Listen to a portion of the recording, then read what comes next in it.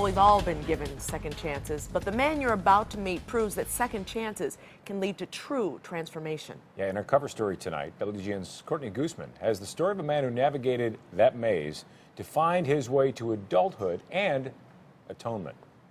Fact is that he was a child, and I mean, I was too, but still, that doesn't take away any guilt from me. We are where two lives would change forever. Chicago's back of the yards neighborhood here at 50th and Ada is where Xavier McElrath-Bey's innocence was snatched. This block, you guys used to own this block? Yeah, and this for two blocks actually. The year was 1989. Xavier was just 13 years old when he helped his fellow gang members carry out the brutal murder of a 14-year-old. He was taken to this abandoned building. It was an abandoned building, but it's a vacant lot now. And this is where he lost his life. Xavier tells me he spotted the teen whom he believed was a rival gang member walking on this block.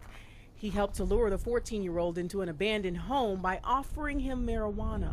I often wished, that I had the ability to go back and go to that corner, and stop him and say, look, don't go down that street. Don't go down that street. If you go down that street, you're going to lose your life. Once inside, Xavier tells me the 14-year-old boy was beaten and then stabbed to death while Xavier stood guard outside.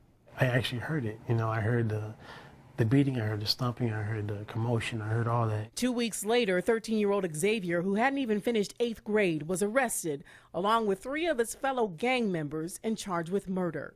We both looked at each other, and I don't know what happened for Xavier, but what happened for me was he reminded me so much of my son.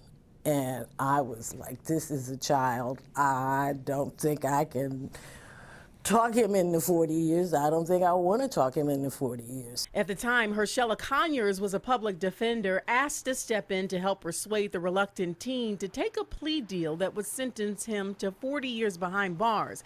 But Conyers ended up taking over Xavier's case and talking a judge into reducing his sentence down to 25 years. This is a box of all the letters that I got. Out of prison for 13 years now, the 40-year-old is working to distance himself from the troubled child who was in and out of the juvenile detention center.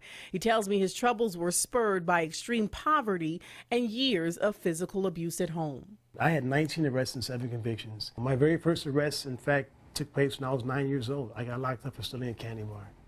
That was my very first arrest. While behind bars serving out his murder sentence, Xavier tells me he grew up. I just really reflected upon my life as a whole. I thought about the victim. I thought about his family. I realized that he was no different from me, and, I started to read the Bible. I started to read philosophy. I started to just question the meaning of my existence. He went on to earn several degrees behind bars, starting with his 8th grade diploma.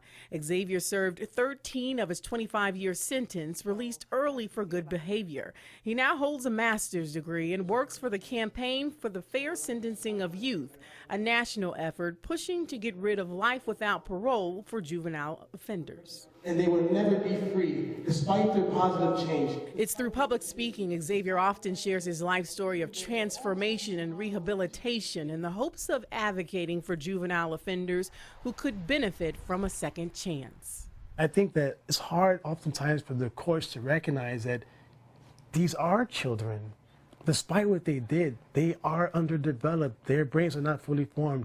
They have the capacity for change. I understand. Xavier spends a good amount of time in his old neighborhood to help those formerly incarcerated launch their transformation.